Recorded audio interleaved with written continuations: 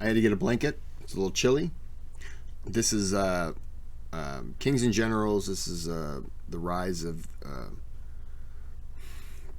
wow.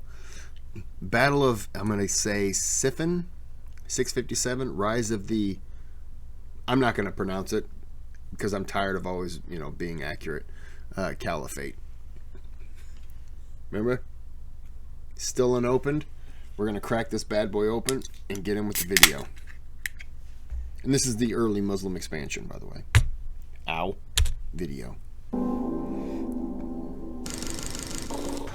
In our previous video, we covered the murder of Caliph Uthman and its dramatic political fallout as the first challenge to the authority of his successor, Caliph Ali, took the form of a rebellion led by the Prophet's wife, Aisha, using the murder of his predecessor as its rallying cry. But as we move today to the Battle of Siffin and rebellion of Muawiya, we must first dial back the clock to before Uthman's demise and examine his nepotistic role in lifting his clan, the Umayyads, from a wealthy Meccan family to the kingmakers of the Caliphate, and how this contributed to the civil wars that followed Uthman's death. The 8th century was a turbulent time for the Muslim Empire, but it wasn't only borders that were beginning to take shape. A new culture began to appear, changing everything from largely through the consensus of the companions in Medina. But for all Uthman's merits, his reign brought a definite shift away from the ideals of justice and Islamic unity the early caliphate inherited from the Prophet. In pre-Islamic Arabia, life had been divided sharply along clan lines, but under the caliphs Abu Bakr and Umar, brotherhood under Islam had superseded the tribal loyalties that existed before their faith. In his speech upon becoming the first caliph, Abu Bakr had emphasized to the gathered Muslims of Medina that he was not the greatest among them, and that he would welcome the help and truthful advice of his subjects, even if it meant speaking against his own suggestions. And though Abu Bakr had adult sons, he passed the caliphate on to his advisor and fellow companion Umar, rather than attempt to create a ruling dynasty. Umar had famously lived the same humble lifestyle as caliph as he had before his coronation, sleeping on a bed of palm leaves and taking part in the same labors as his subjects in service of the needy. Under Uthman, however, the nepotistic clan politics of the pre-Islamic past began to return to the fore. Relatives of Uthman were frequently granted positions of wealth and authority, with his first foster brother Walid ibn Uqba and later his uncle Sayyid ibn As being given governorship of Kufa. And while few could accuse Abdullah ibn Sa'ad of incompetence after his conquests in North Africa and victories at sea in the Mediterranean, the fact he had replaced Amr ibn Alas, Egypt's conqueror and previous governor, largely by virtue of being another of Uthman's foster brothers, did much to stir discontent among other companions of the Prophet and long-serving Muslims of Medina, who saw themselves being denied advancement in favor of Uthman's Umayyad clan. Thanks to these and several other Umayyads appointed to prominent positions, the clan swiftly grew to become one of the most powerful political entities within the Caliphate, with governors of numerous far-flung provinces tied by family bonds and ready to resist any threat to the power they shared. The most prominent figure in this narrative, however, is Uthman's cousin, Muawiya, a minor regional governor during Umar's reign, who Uthman granted lordship of all Syria. It had been on Muawiya's suggestion that Uthman had ordered the Caliphate's navy built, and its raids on Cyprus, Rhodes and Crete brought significant wealth pouring into Syria's coffers, making Muawiya the most powerful out of a powerful family, and the most likely rival to Ali in the wake of Uthman's killing.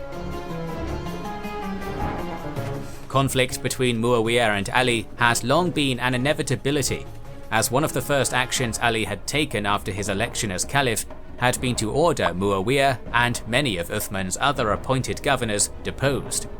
Muawiya alone had been sufficiently powerful and secure in his position to refuse the order, and those governors that had been successfully deposed had flocked to back Muawiya with whatever wealth or support they could offer. What are they being deposed on? Are they being questioned for their loyalty? Like, your loyalty is now to Ali? I don't understand that part. Other than it seems like he's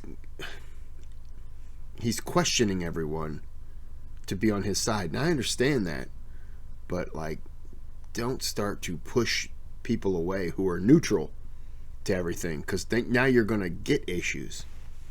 Yeah, I don't understand the deposing people. Confident in his power, Muawiya had publicly rebuked Ali over Uthman's murder and tacitly claimed the Caliphate as the murdered Caliph's next of kin, effectively a declaration of war. Muawiya's position was further strengthened by an unlikely ally, Amr ibn al-As, the conqueror and former governor of Egypt.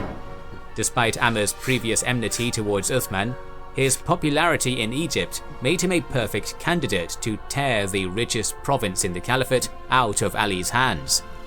With Amr promised, every time you feed your pet hills, you help feed a shelter pet, which helps make them healthy, happy, and more adoptable, changing their life forever so they can... I don't care. I just want the video. Shut up. No, I'm not gonna play the music. You don't get it. You don't deserve it. Okay, video time. With Amr promised lifetime governorship of Egypt in exchange for his support, Muawiya removed Egypt's current governor, Kais ibn Sa'd, through a masterful piece of deceit. He forged a letter from Kais to himself, agreeing to join his cause, and ensured Ali's spies learned of it. Deceived by this forgery, Ali deposed the competent and by most accounts loyal governor shortly after, with the inexperienced Muhammad ibn Abi Bakr taking his place, too late to muster significant Egyptian support for Ali in the battle to come. Amr also helped Muawiya forge an important alliance with the most powerful tribe of Yemen, the Himyar, who had once ruled a powerful independent kingdom in pre-Islamic times. With Amr as his closest advisor, allies across the Caliphate rallying to his banner, and Ali weakened by Aisha's recent rebellion, Muawiya was in an incredibly secure position.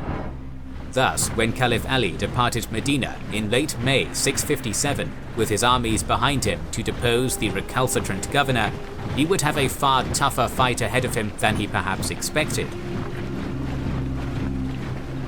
Before the two main armies met in battle, a series of cavalry pursuits and skirmishes took place at Harin and Raqqa, pitting Malik al-Ashtar against Abd al-Rahman ibn Khalid, son of the unrivaled Khalid ibn al-Walid, as Ali's army tested Muawiya's strength and resolve and found both unbending. The first true struggle would take place at Siffin on the banks of the Euphrates River. When Ali's army arrived on June 5th, they found Syrian cavalry blocking them from reaching the only accessible watering area for miles. This was against the advice of Amr and proved to be a blunder on Muawiya's part. When rallying his armies for the campaign against Muawiya, Ali had found it difficult to motivate his men. Many were reluctant to see so much more bloodshed between brothers in faith to bring a governor back into the fold. But Muawiya's ill-advised attempt to deny his foes water in the desert heat lost him any sympathy he or his forces might have enjoyed in Ali's ranks, and set the stage for a vastly bloodier confrontation than had stained the sands at Basra. The numbers involved are a matter of debate.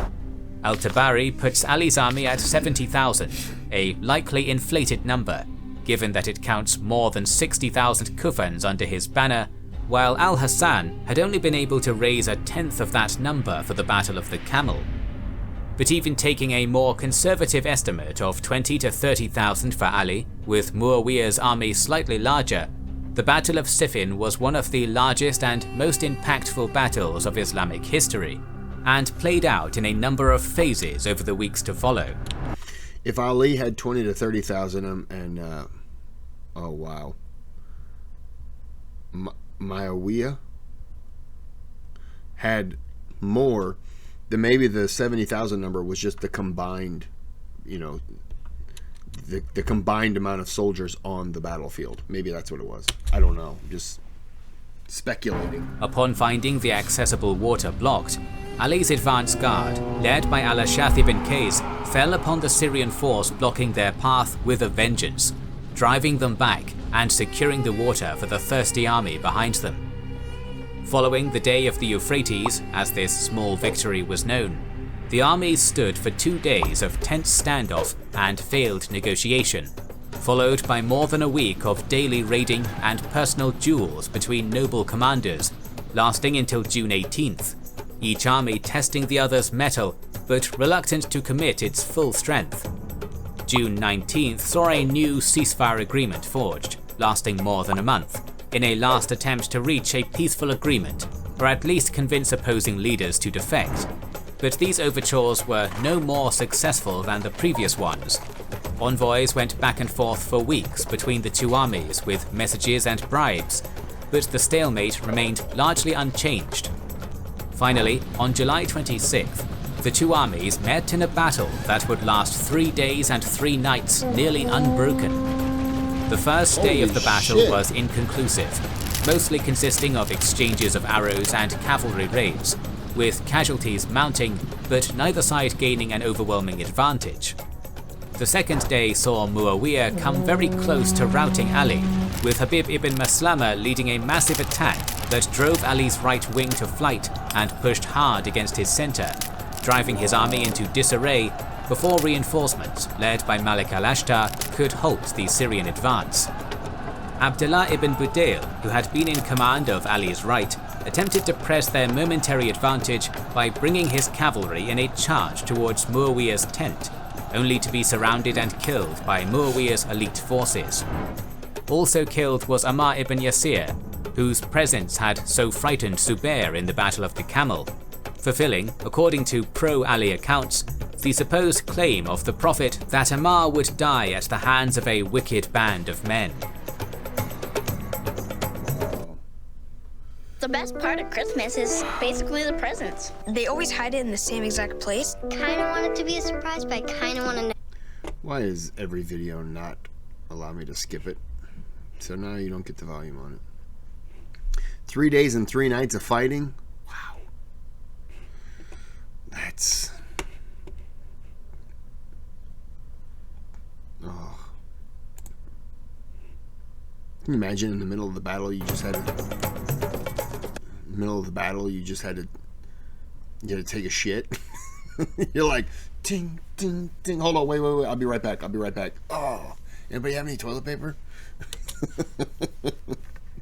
The third day saw Muawiya redouble his efforts to break Ali's right wing, sending his Himyarite allies against it under the leadership of Ubayd Allah ibn Umar, the disgraced son of Caliph Umar, whose name had been tarnished by an unlawful honor killing, but whose parentage nevertheless made him a useful political prop for the would-be Caliph Muawiya. This time, however, Ali's right held firm, killing both Ubayd Allah and Chief Dul Qalar of the Himyar and inflicting terrible casualties.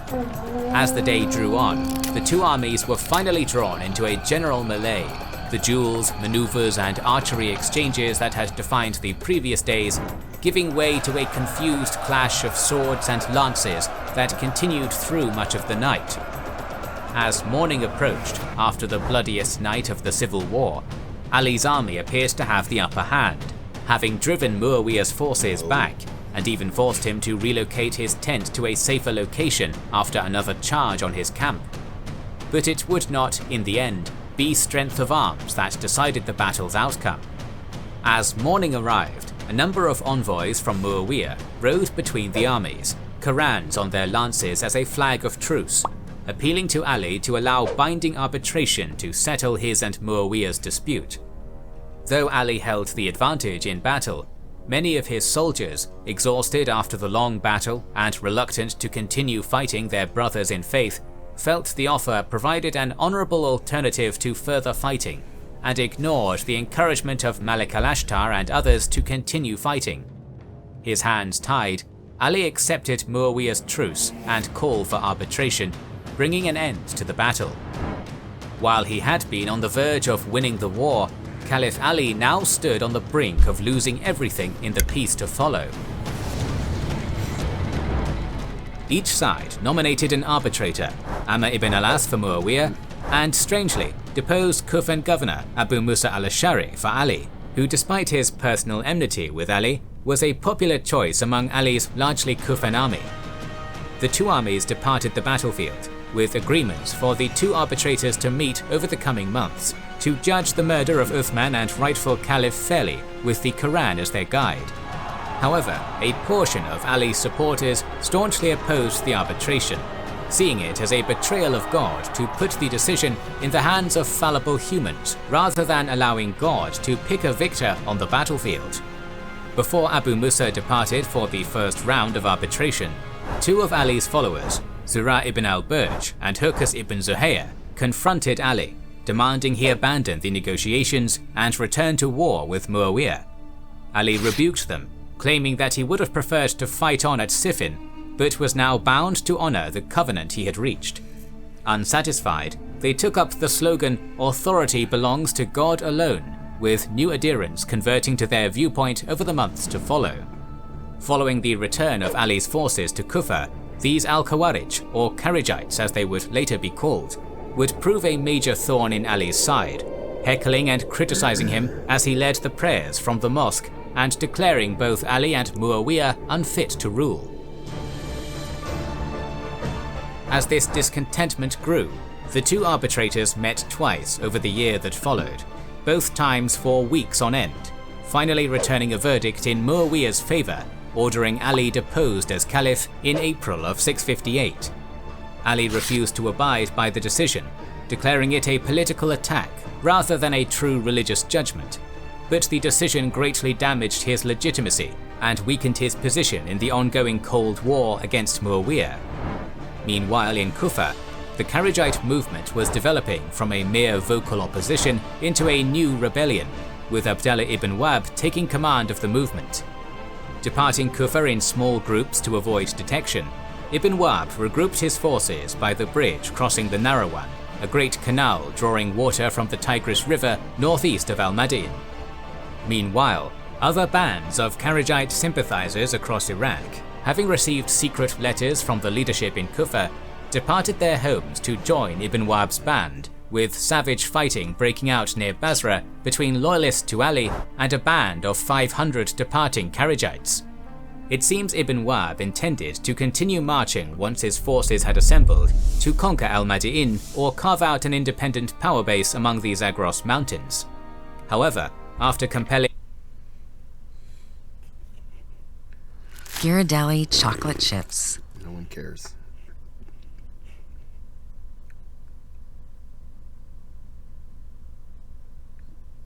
We're not listening. Nope, no one cares. Back to the video. Alright, now we care. We're back to Karen. However, after compelling his remaining supporters to reaffirm their oaths of loyalty to him, Ali was quick to depart Kufa in pursuit of the Kharijites, arriving at Nahrawan in July 658. Despite their treachery, Ali attempted to avoid battle, pointing out that he now stood poised to return to war with Muawiya as they had wished, and requesting they return to his cause. Some did, but a majority of the roughly 2,000 rebels remained stubbornly entrenched, leading to some disagreement within Ali's ranks. Many of his followers felt the Kharijites were a minor problem and should simply be ignored until after Muawiya's defeat. But after several local villagers were slain by Kharijites, Ali's reaction would be swift, with his much larger army engaging the Kharijites on July 17th. Zealously devoted to their cause, the Kharijites did not falter, but now with less than 2,000 facing 14,000, the outcome could be in little doubt. Ali's horsemen formed up his front line, under the command of Abu Ayyub al-Ansari, with archers and footmen lined up between them. When the Kharijites charged, Ali's horsemen split into two groups down the middle and rushed off to the left and right, allowing the archers to shower the onrushing Kharijites with arrows as the horsemen wheeled about and fell on their flanks. After a short, bloody, and largely one-sided confrontation, the rebel army was broken. Little of the mercy Ali had shown Aisha's rebels after the Battle of the Camel would be forthcoming, and the majority of the Kharijites to take the field would perish. The Battle of Nahrawan was a decisive victory for Ali, but also a hollow one, with the embattled Caliph forced to put his own former followers to the sword as Muawiya grew ever more powerful. The following 2.5 years of uneasy truce saw Muawiya take great strides, toppling Muhammad ibn Abi Bakr in Egypt and rewarding Amr ibn al-As's loyalty by returning him to power as promised, while also securing new alliances across the Caliphate, many now seeing him as the legitimate Caliph. By the beginning of 661, after receiving the counsel of his remaining supporters, Ali decided to embark on a second invasion of Syria while he still had the strength to challenge Muawiya, embarking his forces in preparation for another campaign. The planned offensive would never take place, however. Meeting in Mecca, 3 Kharijite conspirators made a pact to assassinate the 3 men they viewed as responsible for the civil war: Ali, Muawiya, and Amr. 2 of the 3 assassination attempts failed, but on January 28th, as Ali sat praying in the great mosque of Kufa, the 3rd assassin, Abd al-Rahman ibn Muljam, struck him from behind with a poisoned sword, mortally wounding the Caliph and avenging his comrades fallen at Nahrawan. With Ali dead, few remained who could deny Muawiya the caliphate. Ali's eldest son, al-Hassan, was pressured into surrendering his claim to the throne, and Muawiya took power nearly unopposed. Beyond the simple change in leadership, the first fitna, as the civil war came to be known, would have a massive impact on Islam's history. It split a religious and cultural movement that, united, had conquered mighty empires. Even today, the divisions between the major sects of Islam can still be traced to the first fitna and the death of Ali. Ali's closest supporters denied the legitimacy of Muawiya and his successors, elevating Ali and his family line to the role of divinely inspired imams. Known as the Party of Ali or Shi'at Ali, their movement remains strong today as Shia Islam, now divided into sects of its own. The majority of Muslims, accepting Muawiya's ascension, are known as Sunni, hearkening to the Sunnah, the traditions and examples derived from the Prophet.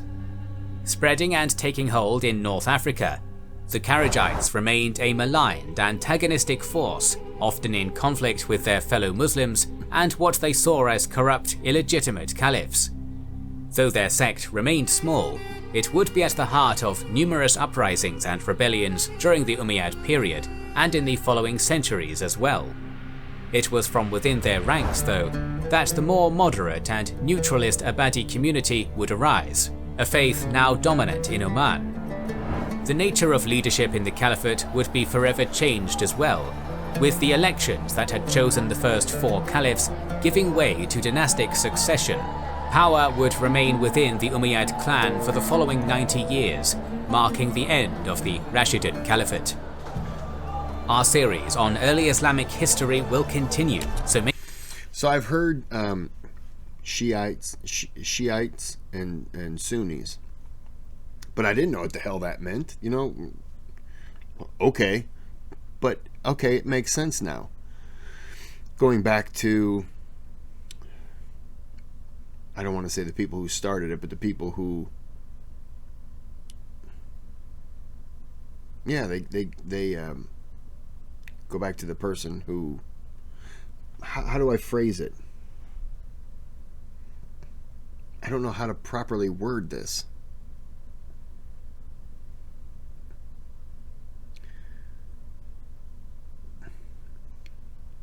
Okay, so now I've lost in my own thought. Are they going? Okay, Ali. Are they looking at him as the prophet, or a prophet of that, like the Shiite? I had to try to remember. Do Shiites look at Ali as the prophet, and Sunni, and I'm going to butcher the name. I'm not even going to say the name. But is that the base line of that? Did I understand it correctly? Probably not. Well, doesn't matter. I can sit here all day, but you can't answer the question because the video's still gone. So I'm going to end the video now. And just remember, if you don't like and subscribe, The plague will come. You're going to wake up with locusts just crawling out of your dick hole. I feel good with that one.